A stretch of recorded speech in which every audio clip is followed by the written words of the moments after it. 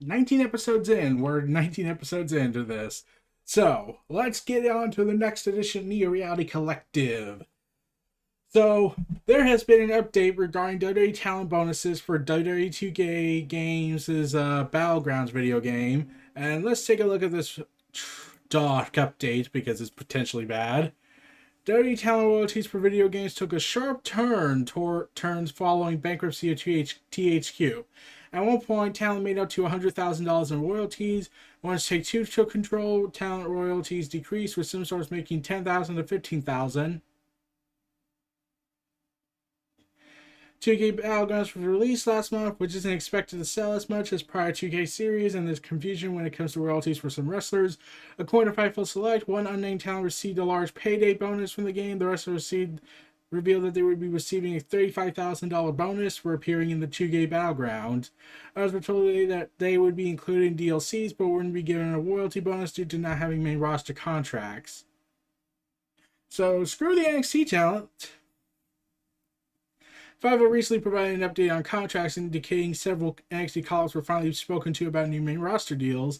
The money of a lot of talent were offered to resign last year was more than what is being offered new now. Today he's told that they will be open to renegotiate around WrestleMania 37, and the right things are going. That's probably not going to happen. So,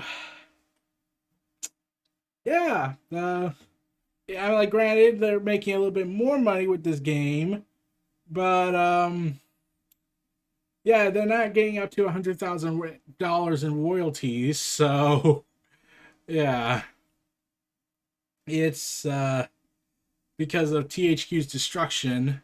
Ah, man, and I miss those days. But yeah, but so the NXT talent are basically screwed. They're told you will not be given royalty bonuses due to not having main roster contracts. So there's still that big divide that Vince thinks isn't there, even though he claims otherwise. But yeah, fans still think NXT is the A show to Vince now because it's taking on AEW when clearly it's not. Don't be surprised if this is Vince's way of punishing the talent for not getting AEW burned to the ground. Honestly, it wouldn't surprise me if he went that far. He could go that far. I'm like, this is his war third party deals, so don't be surprised by that. Just don't be surprised if that comes out. Report: Andrade and Angel Garza are no longer a tag team. So Angel Garza is currently recovering from an injury sustained at the pay-per-view of Clash of Champions. When he does return, he's not expected to team with Andrade, according to reports. Zelina Vega recently left the group and is now focusing on a singles career in the women's division. In storyline, the duo has not been on the same page, with the team split over the summer. It's unknown if the two will begin a feud when Garza returns for injury, or if one of them will be traded to SmackDown in the upcoming draft. Garza recently opened up about his injury in a YouTube video, which I'm pretty sure will be destroyed because, Vince, explaining if he continued the match, he would have completely torn his quad, resulting in being in action for up to 6 months. So he goes into this big explanation. And following MRI, Garza was told he would just miss up to 3 weeks of action and would not require surgery. Woo! So, yeah, even though he would have gone for 6 weeks, they've effectively dissolved the group. I was like, so all this tease, this build up to the demise of Garza and Andrade, and now Zelina Vega's gone, so now they build up all this thing for months, not going anywhere, essentially. Like, okay, yeah, they could probably get back into the feuding in 3 weeks, but with the draft coming up and the shakeup, it's probably not going to be that way. So, yeah, this is dead. I mean, like, I get, like, they have to take things on break, but, like, especially since the tag team division is dead already, this only kills it more. It's like being a dead horse into glue at this point. Uh, yeah, so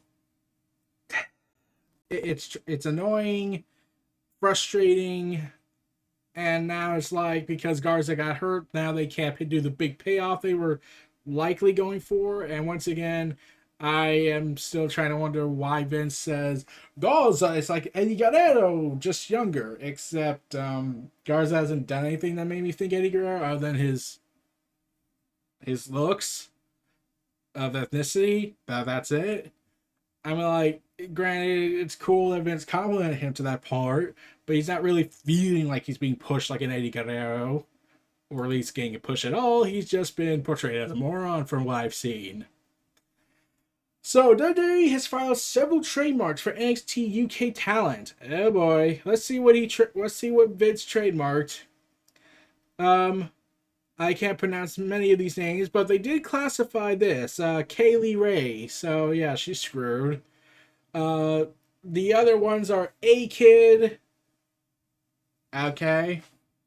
The other one is Amir Jordan. A male. Okay. And a Valkyrie. So Kaylee Ray, I know who that is, but yeah, uh, yeah, they're all screwed, aren't they? Part of the world of legal laws and unfair practices. Meanwhile, in somewhat brighter news of the MLW Major League Wrestling, Charts has returned to competition with the Restart Initiative. The league today confirmed the Opera Cup will return this year. Held annually for nearly 50 years at various turn-of-the-century opera house locations from New York City to Boston, the Professional Wrestling Opera House Cup was a grueling multi-day tournament. The best of the day competed in the tournament, and would often be an entree to more success, including the World Heavyweight Championship back of the day. After a 71-year hiatus, the Opera Cup returned in 2019. Soon thereafter, the league confirmed the Classic would be the annual tournament held exclusively by MLW. Inspired by legends whose names are immortalized in the plaques of this on the sides of the cup, including George Hackenschmidt, Stu Hart, Leo Pardillo, William Mulden, and Waldek Zabisco, the Classic has returned to reignite the spirit of greats who preceded today and tomorrow's greats. Over the summer of 2019, the Major League Wrestling entrusted that same craftsmen who have worked with NHL and maintained the Stanley Cup to compete with the restoration process of the original cup in time for the return of the tournament. The Professional Wrestling Opera Cup is dedicated to the great men who have fought valiantly before us to ensure our passion in professional wrestling will be cemented and respected in the annals of time. In order for the Opera Cup to take place, Contra units tight grip on key aspects of MLW's operations would have to be addressed. The situation MLW is well aware of and remains optimistic it will resolve.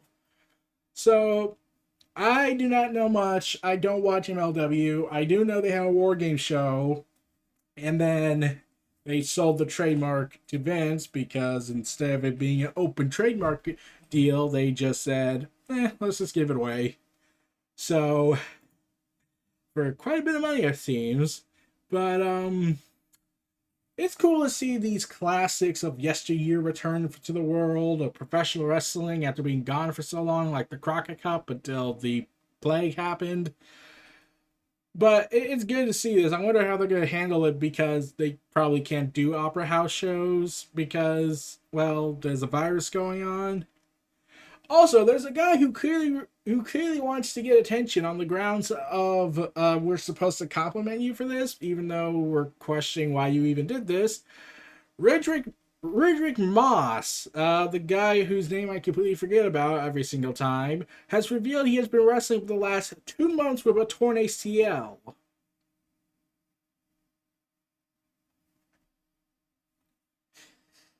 Okay. Over the past 2 months, Ridrick Ross went on the internet and posted this on Instagram. Over the past 2 months, Ridrick Moss has gone undefeated in both Raw Underground and Thunderdome, showing elite power, speed, agility, and explosion while trading. I've squatted 500 times, deadlifted 600, and board jumped over 10. I've done all of this with a torn ACL. When you have such high expectations for yourself, it's hard to exceed them. But damn, even I was impressed with Riddy Mo on this one. And 100% real talk. I don't know if anyone else could have done all this. I'm everything I said I am, the best athlete in the industry, the baddest mofo on the show, and a true outliner. It speaks to my unmatched training, world-class athleticism, and extraordinary toughness. In other words, it's a testament to the Rod Riddick regime. And if you didn't already believe in the regiment, just wait till you see this come back.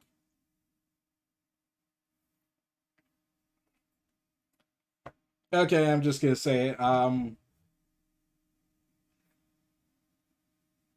On WWE.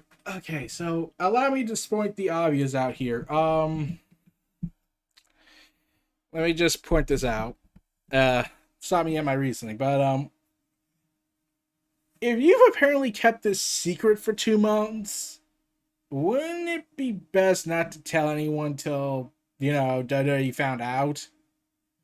But like now, it's like, won't it lead to WWE not clearing you now because you admitted publicly you tore your ACL? And once again, are we supposed to be happy that you did all this crazy stuff for 2 months with a torn ACL?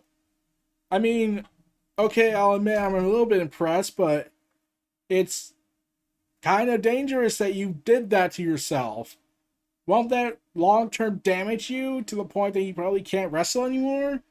Like, how many times have people been torn ACLs and been gone for months? It's like some of the NXT women that recently had an ACL tear there following their match with Candice LeRae, and she's had 3 ACL tears sent for the past few years. So she's missed an extensive period of time wrestling, and you're bragging, "Oh, I have a tore ACL. I managed to keep working." Yeah, I'm pretty sure she feels the same way. So, the war of WWE, for some sad, pathetic reason, goes to war continuing with the third party era. So, the unfolding situation that is WWE's oppressive war against Twitch and Cameo, because individuality is key in life. Last week, Fightful obtained an email from Vince McMahon to talent that read as follows, since Fightful Select waits until, when they publish the thing for the pay service.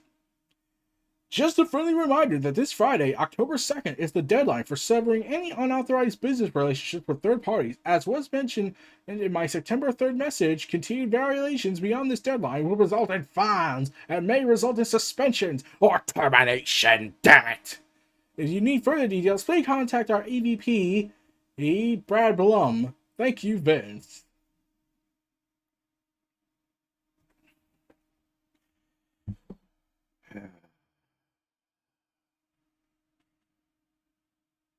I'll be right back.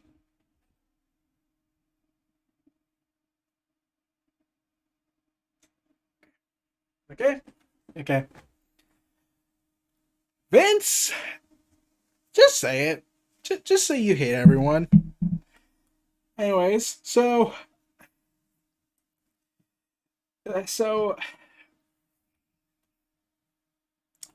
last week a message came through to many performance center trainees from the higher ups asking them to shut down their or make their Cameo pages unbookable. So the trainees, I'm not sure if they have a full-fledged contract, but they're told shut up. It was mentioned in the message that details would be coming soon about WWE Cameo partnership that would reopen them. It didn't take long. And that message came into town that inquired, letting them know that WWE has finalized an agreement to keep wrestlers on Cameo and instructed the performers how to opt in, knowing that payments would now be required to go through WWE. Okay, how about this, Vince? I've said this previously on Twitter, and I've said it on several videos. You should have stopped. You should have quit with the whole. You should have stopped. In fact, this shouldn't have begun. Shouldn't have never happened, especially when you said, "I own your real names." Um,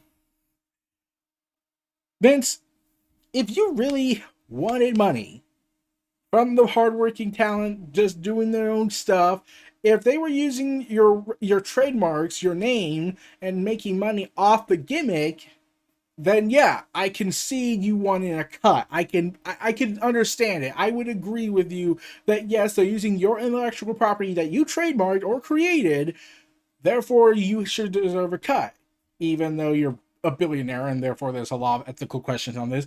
But now you're saying you do not matter to me.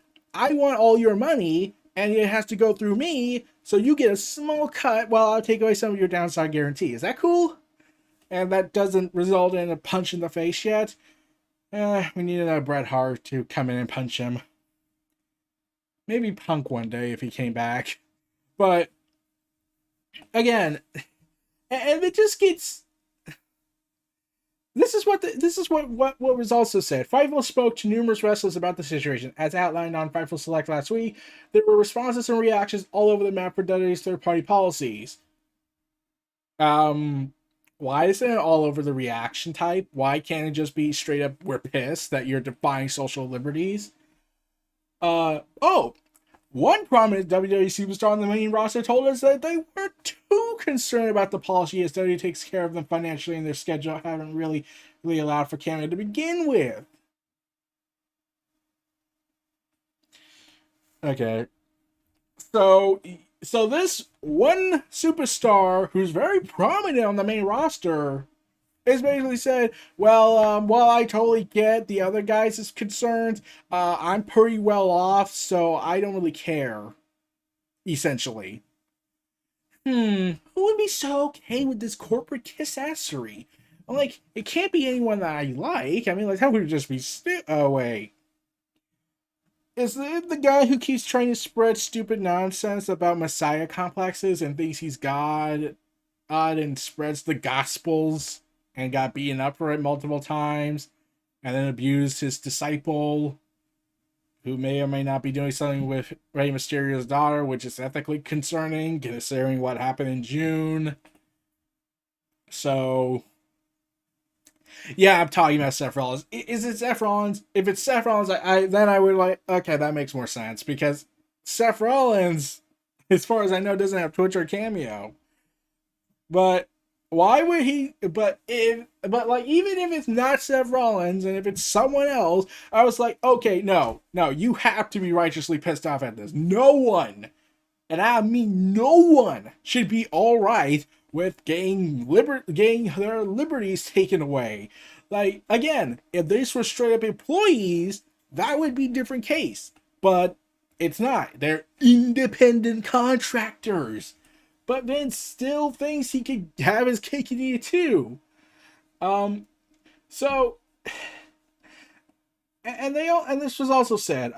Numerous WWE wrestlers said that with the new changes they likely won't see any additional money. Many other basic payoffs for shows have been cannibalized by the fact that so many wrestlers have higher downside guarantees than in previous years. So that $1 million that Paige is making, that is vitally essential to the WWE, right? I'm pretty sure WWE would collapse not having that extra million. And now Top Day said that while they don't stream, they want to be involved with other projects that friends and families want to promote. Oh, and they aren't sure how the rules will affect them. The top star said that there's a lot of frustration from those they work with because the services were not outlined in their contracts. Yeah, funny thing about that contract. So Andrew Yang publicly came out and said that he's been contacted by several WWE wrestlers saying that Vince is trying to force a contract on them, trying to force them to sign new contracts.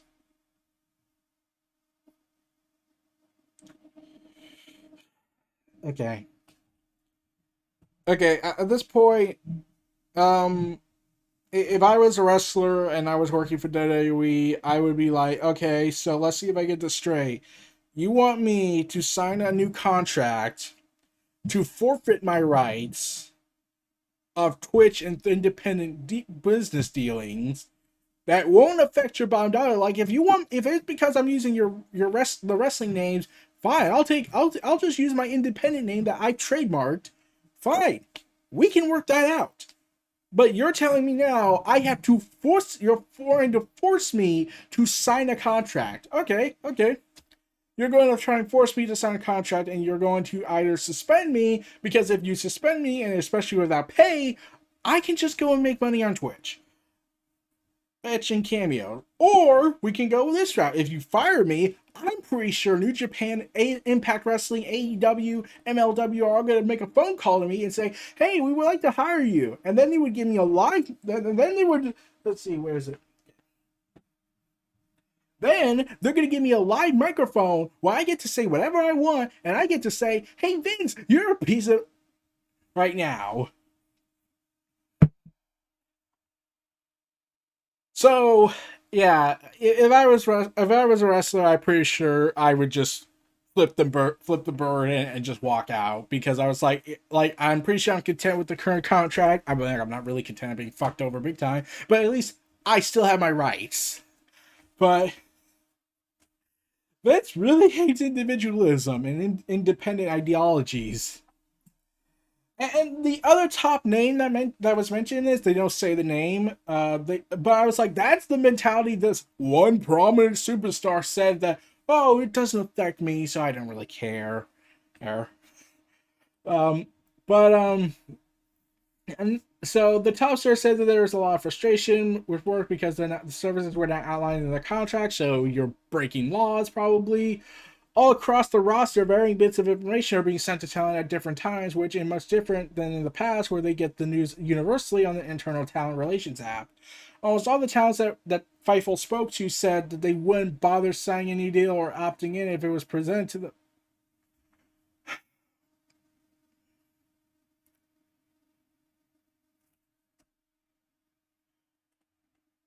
Okay, so let's see if I get this straight. Vince says, fuck you. He says, go fuck yourself. He says, bow before me and let me fuck you in the ass and take all your money. Let me take all your hard work and keep it all for myself, and I'll give you a fraction of it. Going to Fightful, almost all the talent that they had spoken to were like, I don't care. I'll get paid. And I'll sign with WWE. I'm like, it's not like I can go anywhere else, right? Because oh,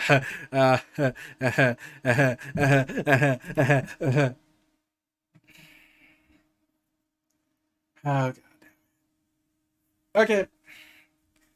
So in fact, this will be a snowball effect probably. If this goes to a snowball effect, I will cry because if Vince gets away with this, I am convinced that other corporations like EA, who's probably the WWE of gaming, will be thinking, well, they did it, I can do it. And they're all employees, not independent contractors, so I can take away their liberties.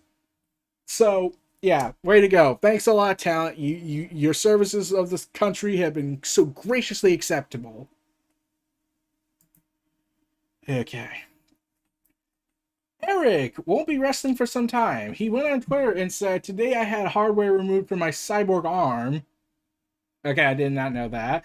I've been putting off the surgery for a long time and just worked through the pain and limitations caused by the surgical screw protruding into my tricep. Thankfully to the wonderful Dr. Douglas, I'm excited to come back at full strength. Well, if you're a prominent guy, you'll probably be paid, but if you're not important events, then you'll probably be told jack shit. So, yeah. So, Eric and Ivar are tragically on the injury shelf after he suffered an injury after performing a suicide dive on the outside of the mat during the match, and Ivar immediately knew something was wrong, throwing up the X sign for himself as the camera cut away. An audible was called for the finish, and the camera did show medical staff attending to Ivar after the 8-man tag match. So Ivar and Eric, Ivar and Eric are gone. The Vikings are gone.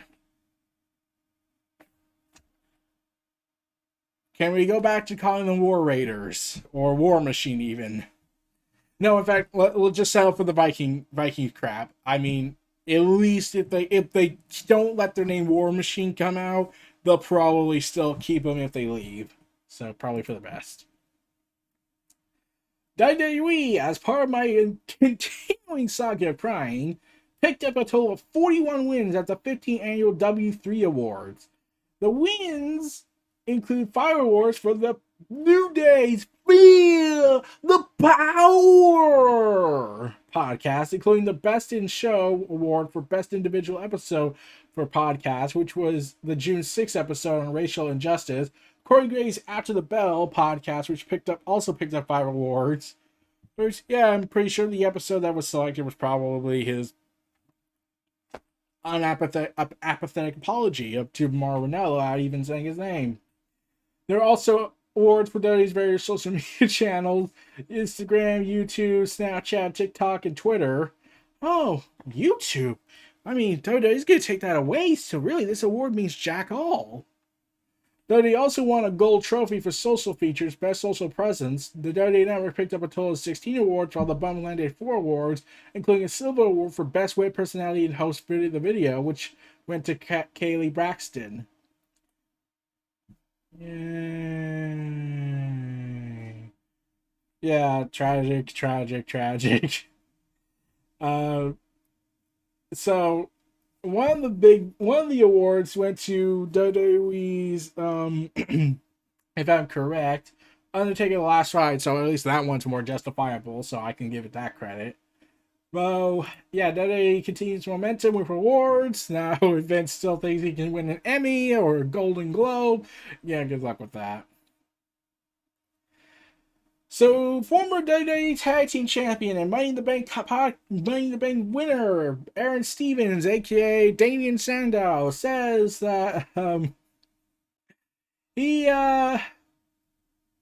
he went on Wrestling's Daily podcast show and talks about the dreaded incident. You know the incident while the you know the Money in the Bank disaster that he cashed in on and failed after one move. Yeah, we all remember that, do we? So yeah, they so he goes ahead and talks about the he said that his main frustration was the lack of plan after. Okay, that's obvious. He says, yeah, I wasn't happy about it, but I talked to a very high ranking official, not Vince, but in the family, and pretty much, look, we're going up against Monday Night Football in the World Series. We need this. You have 3 segments. Okay, so I knew what I had to do in the long term. I was frustrated, but in the immediate, I had to worry about going on TV and get the ratings up, and we did. Point blank, we did, and to me, it was past that they what they did because you come back, everyone's hugging you, say you did a great job, and then 2 weeks later there's nothing for you, and I was like, okay, whatever. So yeah, I was a little bit upset about it, but they're dressing you up as someone new every week. Yeah, even if it was just for a couple of weeks, I would have enjoyed Sandow's short reign as world heavyweight champion. See, they could have built this to a triple threat match. Del Rio, Sandow as champion, and John Cena. John Cena wins it, but Sandow gets something that they can't take away. So yeah, he goes in detail more about the personality issue he was having on TV, which never really was addressed. But yeah, I don't get. Well, but to this day, the fact that they had like if Cena had fought back had a back and forth match, okay, fine. But no, it was straight up one move and that's it, and that ruined Cena for a lot of people again. So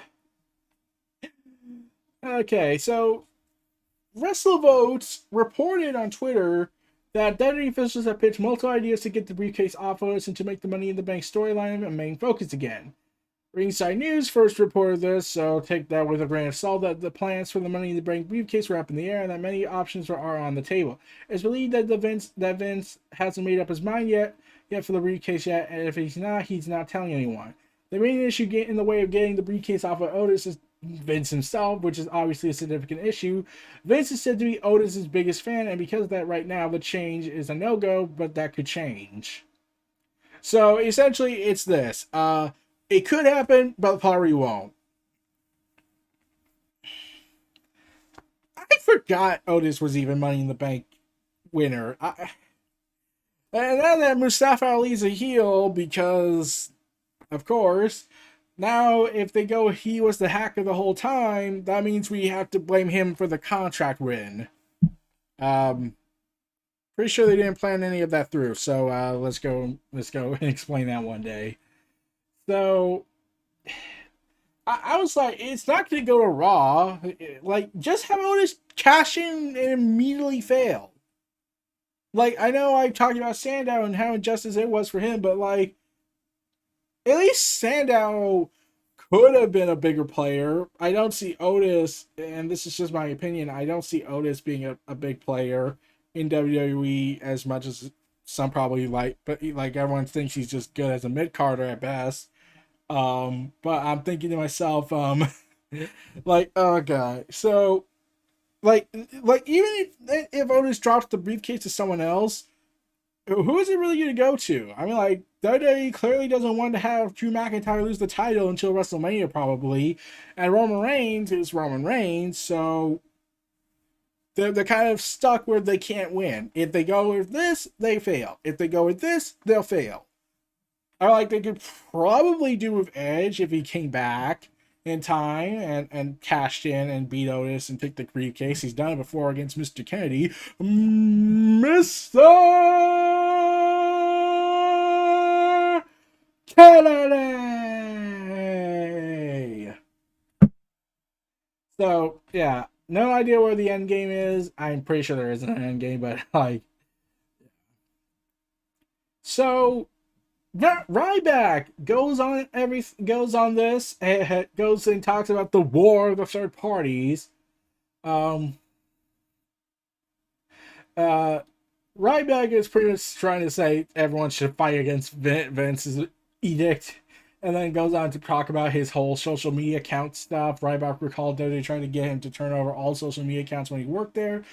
WWE was when I was there. They brought us all into a room. I tried to force everybody to sign over their social media accounts. I got up and left. They tried to track me down multiple times and force me to sign in. I never did. I knew I was leaving already. So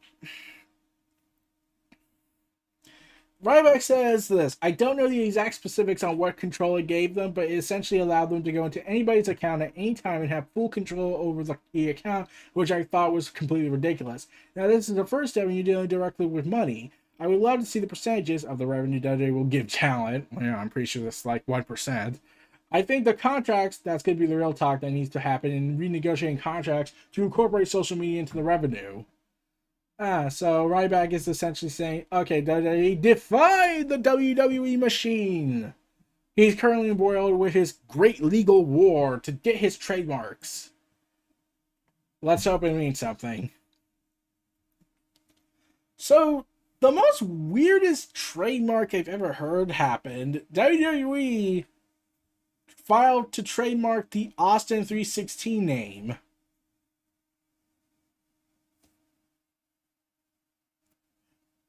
That was not trademarked?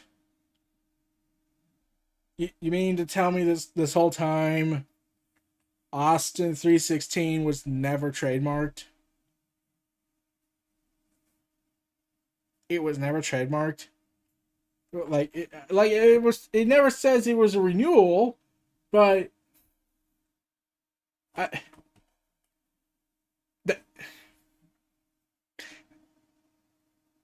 they never trademarked it? Like, you would think they would trademark that iconic name by now. It just took them over 20 years, so clearly this is leading to new merchandise, probably, but, yeah. So Batista goes on an interview and talks about his battle with asthma. And in fact, this was the first time I'm hearing about it, and they're saying it's well documented. I didn't even know. Admittedly hid inhalers under the ring during his years as a pro wrestler. While responding to a fan who praised the animal for overcoming his chronic respiratory condition, and Batista added that cold venues were a nightmare for him when he was on the road wrestling for WWE. I hid inhalers under the ring, and with people working around the ring, I'm not kidding. The cold venues were my nightmare. Yeah, so he admitted that he hid. So okay, I know this is Vince, so I wouldn't be surprised nowadays. But if so there's a chance that did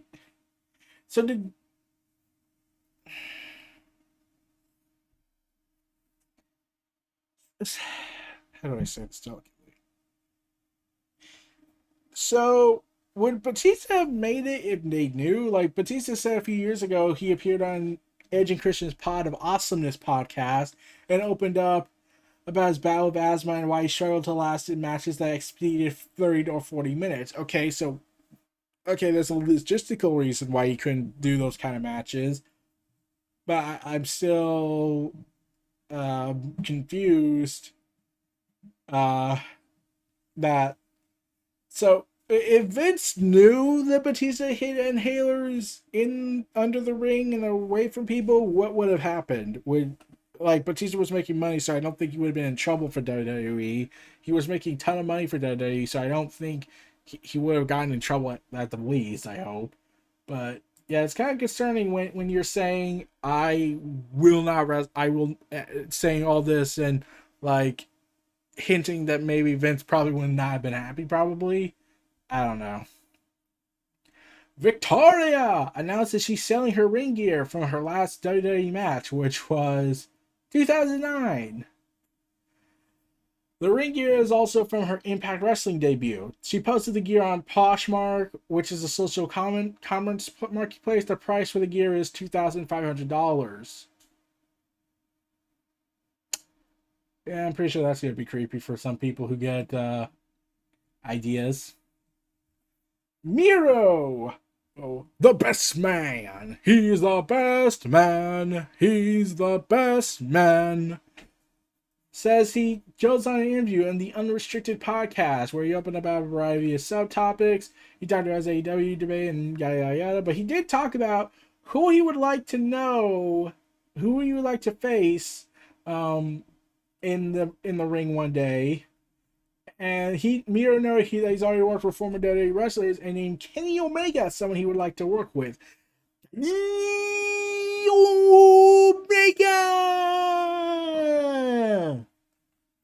I'm all for it.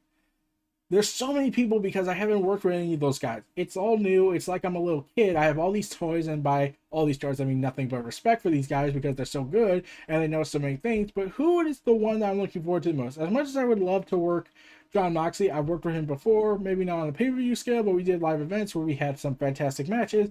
I worked with Brody Lee. We've been a tag team. Okay, that would have been interesting to see on TV. I worked with Cody, but I think Kenny, man, I think Kenny's got to be the man. He's like, I don't know. There's just something about him. It's the machine. It's the eyes. It's the attitude. And at the same time, he's so freaking good. He's a gamer as well. So I think there's a lot of challenges that I'm ready for. I'm really, really looking forward to being able to work with Kenny. For years I've been watching him. Big fan of his. I can't wait. Because also he's a big dude. He's not, and no disrespect to the small guys, he's a big dude. He's big. He's in great shape. And I don't think, as far as I know, as far as I've seen, there is no negatives about him. Like it's all upside. It's like, oh, this guy's good at this and good at this, but he sucks at this. I don't think there's anyone with Kenny like this, and it's not just Kenny. There's a lot of people in AEW that way, but just because we're talking about Kenny, there's no downside. So the only complaint fans have ever made about Kenny in recent times is how they're saying he's not really being the best bat machine in AEW, whereas he was the best bat machine in New Japan, but rarely showed it in AEW. But I was thinking to myself, well, I have a theory why. He probably was like, if he works the New Japan system, and he's working AEW schedule, like hell, if this was WWE, it would have been nightmarish. He probably wouldn't have lasted long.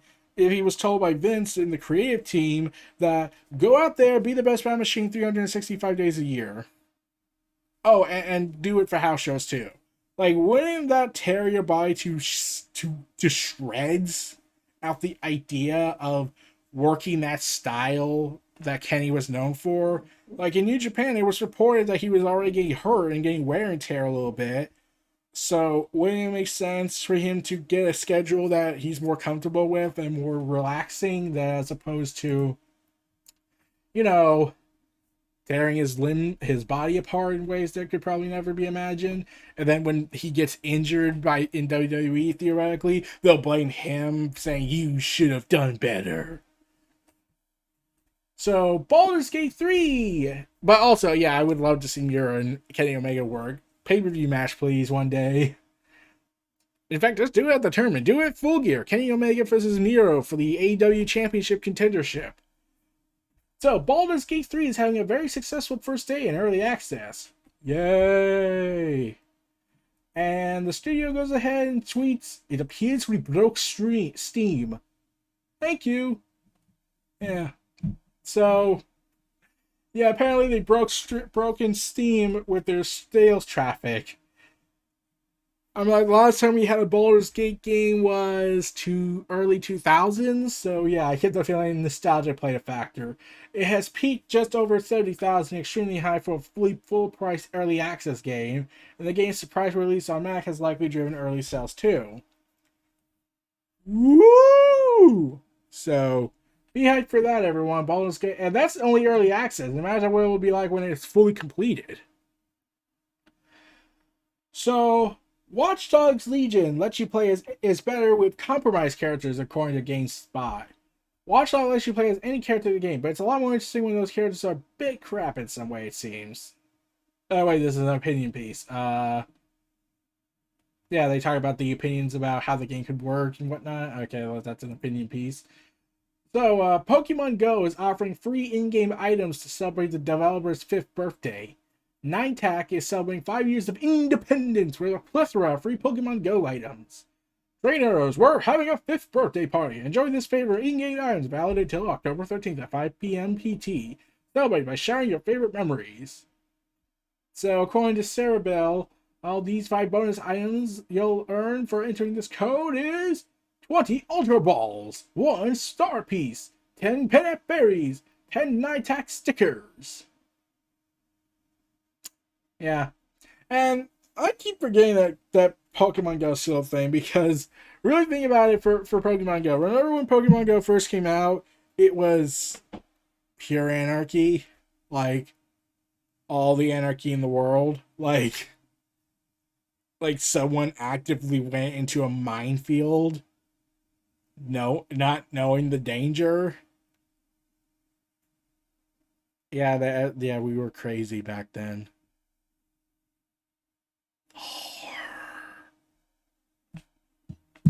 Luckily, I never played the game, so I'm alive. So, let's get to some depressing parts. So, Eddie Van Halen has passed away at 65 after a long multi-year battle with throat cancer.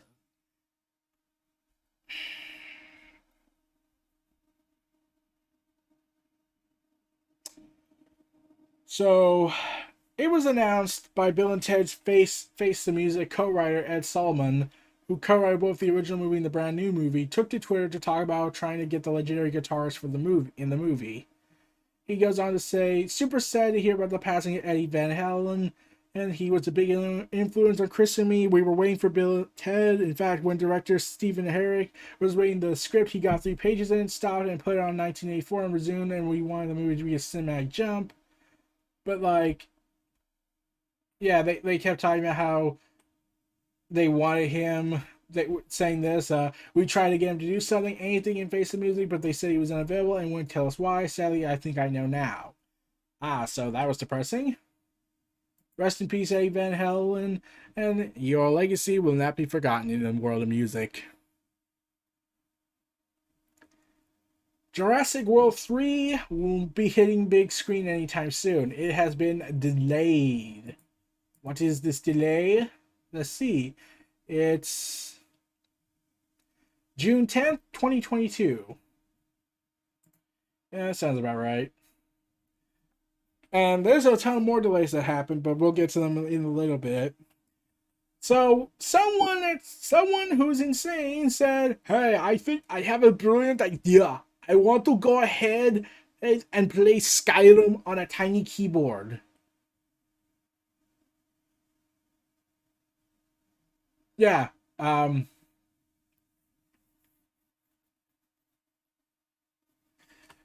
So someone got to play Skyrim on a tiny keyboard screen.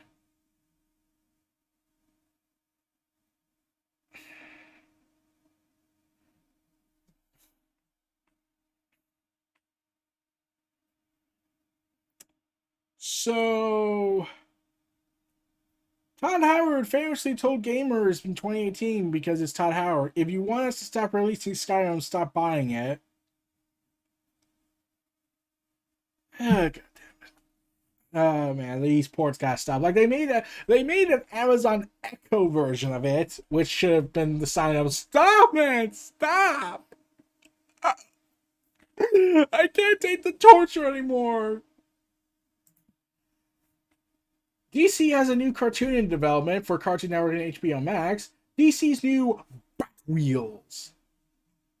Yeah, the Batmobile is the main character, and from what has been said, it looks like a Cars meets Batman.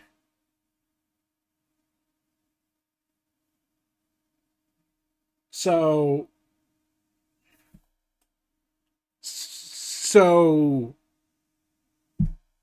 the Batmobile from Death Metal was the inspiration, probably. So the official synopsis of the show saying, having just been created by the Bat computer, our heroes are essentially kids with little to no life experience, led by the BAM, the Batmobile, Bat Wheels, BB, Red, BB's the Batgirl cycle, Red, the Red Bird, Jet, the Batwing, Buff, the Bat Truck, must navigate the growing pains of being a newly formed super team as well as the growing pains that come with just being a kid. This relatable and aspirational series will follow the journey of these dynamic team as they thrill and entertain us with their heroic adventures, as well as demonstrate to kids the value of self-kindness, friendship, and teamwork.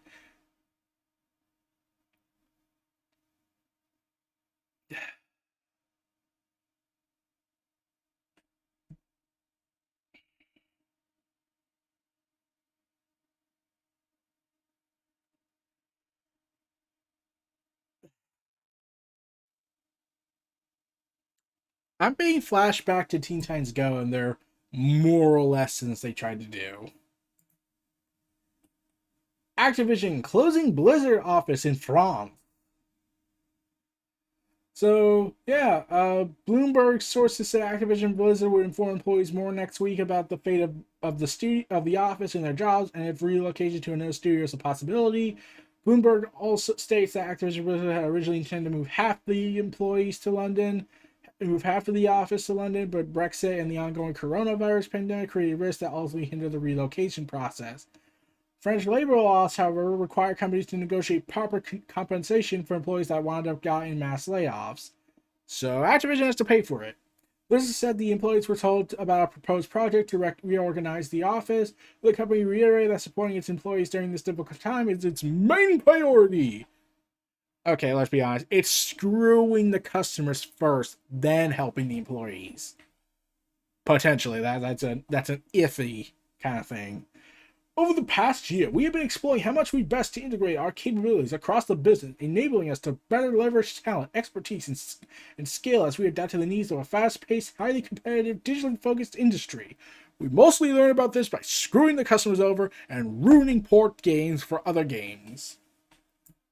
In the context of our office, as the management of Blizzard Versailles office, the management of Blizzard France has informed its employee representatives of a proposed project to reorganize its activities. Supporting our employees through this process is our number one priority, along with screwing them.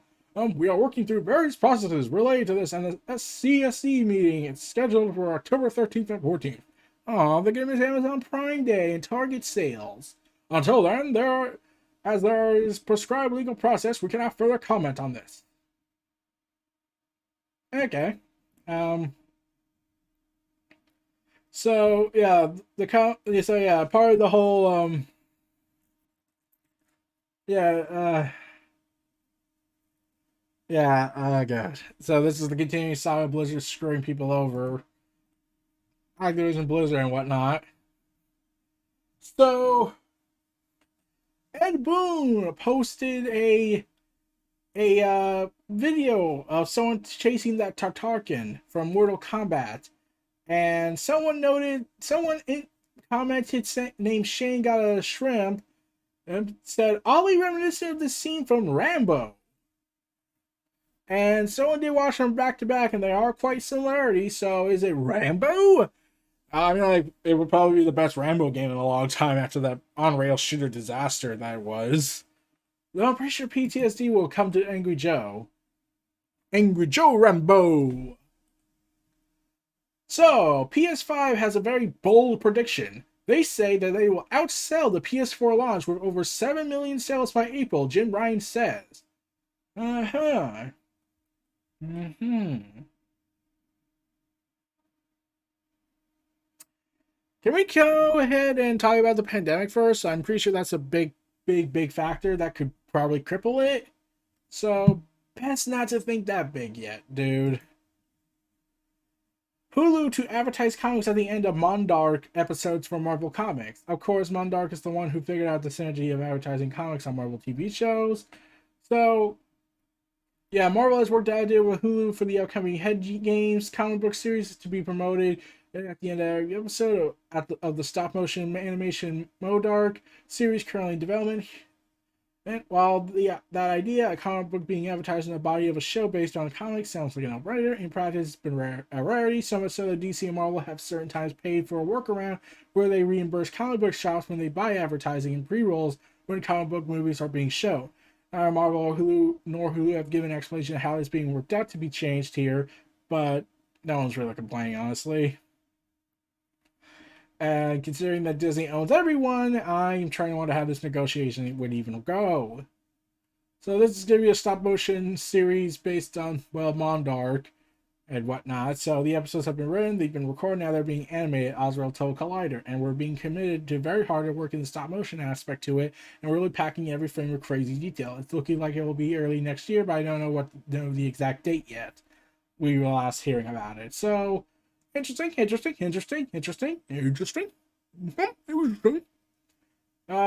only know about the one from Avengers video games, so I don't know much about the character. So, remember that Resident Evil movie franchise? Yeah. So just after Resident Evil The Final Chapter had come out, it was announced that they're rebooting it, because I think even they realized that this sucked. So Mila Jovovich has now been replaced, and a new franchise is coming of the Resident Evil universe, and the series will be set in 1998 and will be loyal to the games. And they've announced their star-studded cast. This is Kaylee Sikoto, pretty sure I pronounced that wrong, Robbie Amell, Hannah Jo Kamen, who was in Ant-Man and the Wasp. Bob is Jill Valentine. The cast also includes Umbrella Academy's Tom Harper as Albert Wesker and several other familiar faces. The film is an original story adaptation from writer director John Roberts, 47 Meters Down, that will tie in faithfully to the games. Deadline reports that the film will be set in Raccoon City, 1998. With this movie, I really wanted to go back to the original first two games and recreate that terrifying visceral experience I had when I first played them, while at the same time telling a grounded human story about a small dying American town that feels both relatable and relevant to today's audiences. I'll just say it's a deadly virus plague and they'll obviously love it. That'll have horrible flashbacks. The franchise's original producer, Robert Kultz, will return to produce again. After a dozen games, 6 live-action movies, and hundreds of pages of fan fiction, we felt compelled to return to the year 1998 to explore the secrets hidden in the walls of Spencer Mansion in Raccoon City, he said. So, yeah, it's not related to the Resident Evil Netflix series because, of course, we have to have multiple properties. And yet Disney still says, nope, we can't have we can't have a Legends canon and a Disney canon. That won't work. Even though there's like multiple version, alternate universe shows, the Netflix show being Albert Wesker's kids. Razor's credit card has an LED logo because, of course, it does. So, yeah. So they made their own credit card, which was revealed today and reported on by PC Gamer, that literally they actually feature a glowing LED light on its logo. Okay, I'm genuinely confused about that, but I'm curious. The confusing ideology is captured my attention. Go on. Xbox Series S prompted a lot of debate at Microsoft. Is this next-gen performance? So, the head of engineering, Liz Hamren, said it was a pivot. The truth is that the CPU and I/O performance is roughly equivalent between these two products. It's really around the resolution. There was a lot of debate. Should it have a disk drive or not? Is it this next-gen performance? What does the next-gen performance mean, and how do we measure it? Xbox is focused on offering its games as many people as possible. The affordability of the Xbox Series S is part of it, as so is cloud gaming with Xbox Game Pass Ultimate. While impressive sounding new features like 8K support can excite dedicated players, Spencer said that's one example of how new consoles launch can start to have a little bit of a buzzword bingo.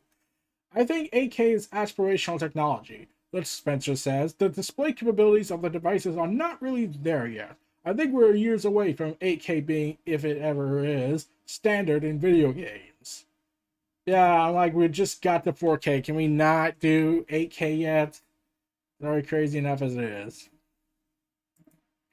And the most confusing thing that's coming out a week before the release of the console in the UK PS5 games like Demon's Souls, Spider-Man, and Sackboy will arrive before the console in the UK.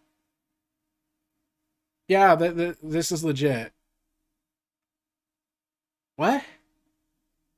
Okay, that's a thing. PS5 3D audio will work with many current headsets, but not TV speakers at launch. So, yeah, that's the thing. 3D audio. What does that even mean? I don't get it. I'm pretty sure. Like, what's 3D audio? What, like, will I be transported to the world of 3D while listening to audio features? Okay. Next gen Bethesda collections might have just been leaked by a ratings board and retailer, but the specific games aren't detailed. Pretty certain Skyrim is one of them. Oh, there was an update. Dishonored and the Prey Arcane Collection has been seemingly confirmed by Best Buy, who lists the game as available to purchase right now for PS4 and Xbox One. The collection retails for $60, but it's sold out at the time of writing. Additionally, Wolfenstein, the alternate history bundle, has been revealed by Best Buy. Like the Arcane Collection, the game is available for both previous consoles and bundles in the New Order, New Old Blood, and the New Colossus and Youngblood in one package. At $80, that's a lot of bang for your Nazi clobbering buck. We've contacted Bethesda, according to GameSpot, for a comment for both the collection and the Wolfenstein Alternate History Collection bundle. We'll update this piece should we receive any further details. They have not been informed for the last 6 to 11 hours. NBA 2K21 gameplay on PSI feels like you're standing in the court. Ah, yes. How much of it is screwing you over? As part of that trailer that came out. But how much is the screwing you over for the money and microtransactions? So, Assassin's Creed. Oh, yeah, I'll wait for that later.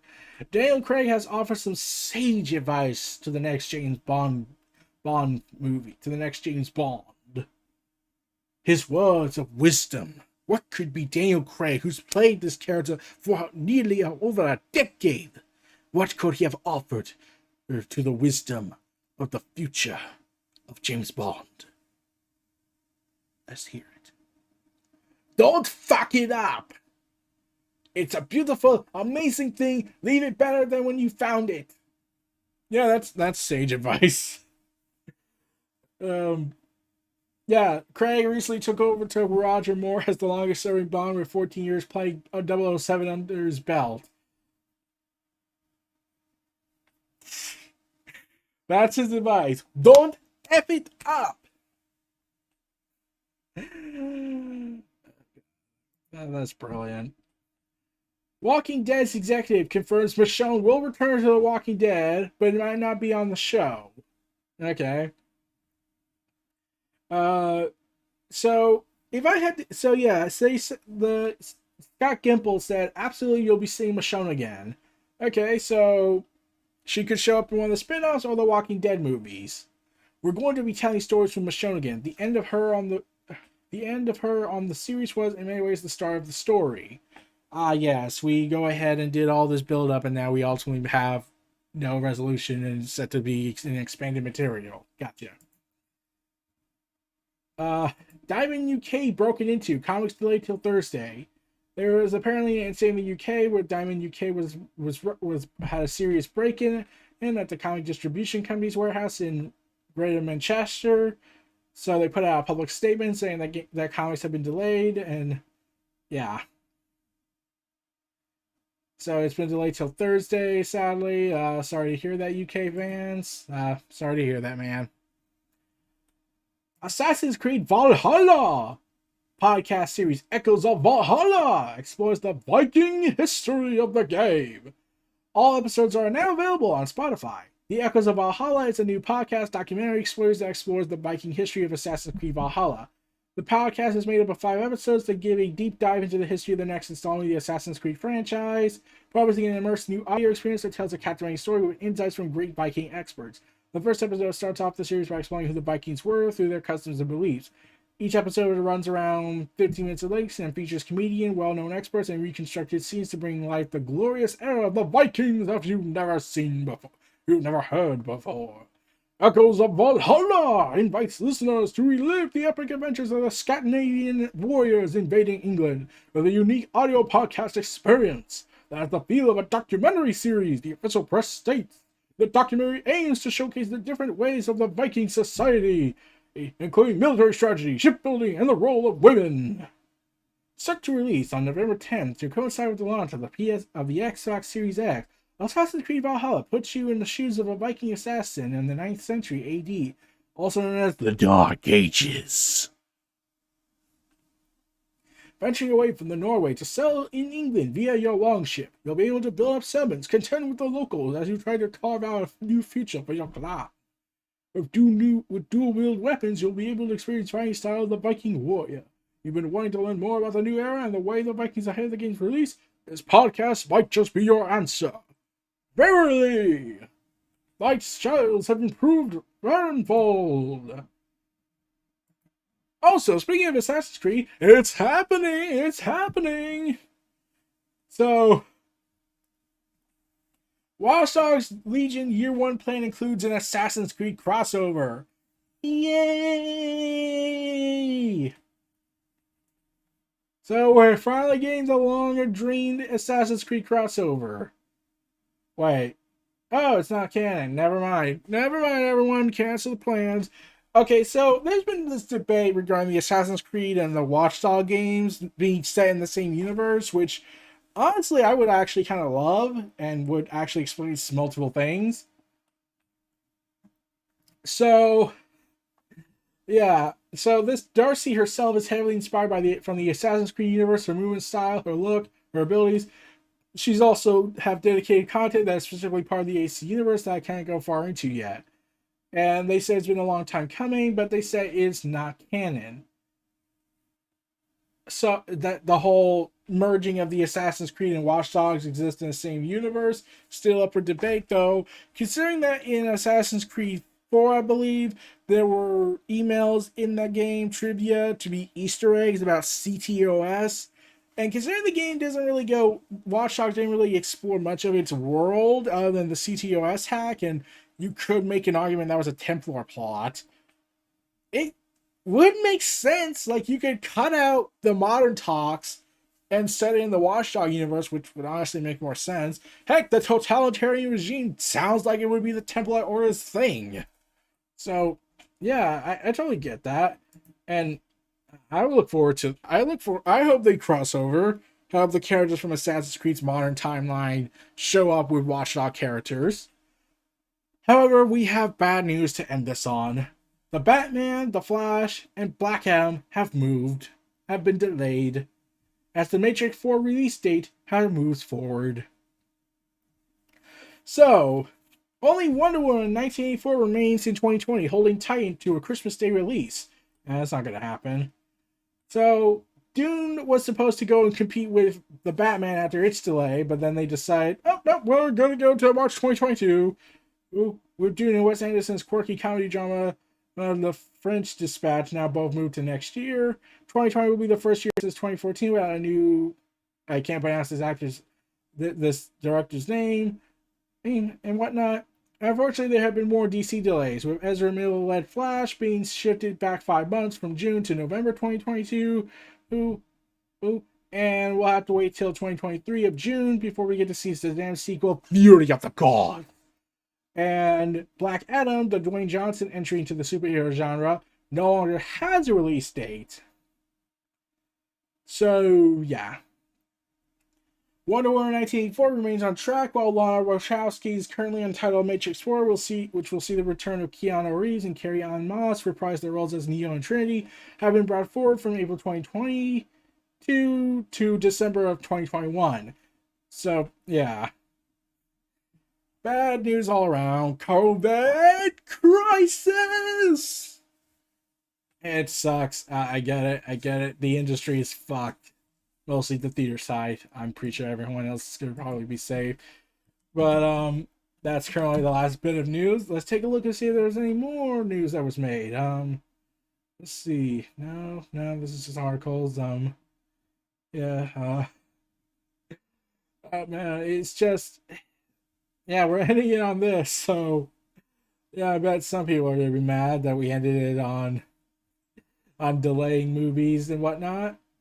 But that's life. That's sadly life because life hates us for some strange reason. And that's pretty much it for this day. And tomorrow we'll see you all again for Comic Book Wednesday, where I will showcase new comic books that I will buy from Third Eye Comics. Shout out to them. This was Neo Reality Entertainment. Feel free to like, comment, subscribe, and donate to YouTube for more. And stay safe out there, everyone.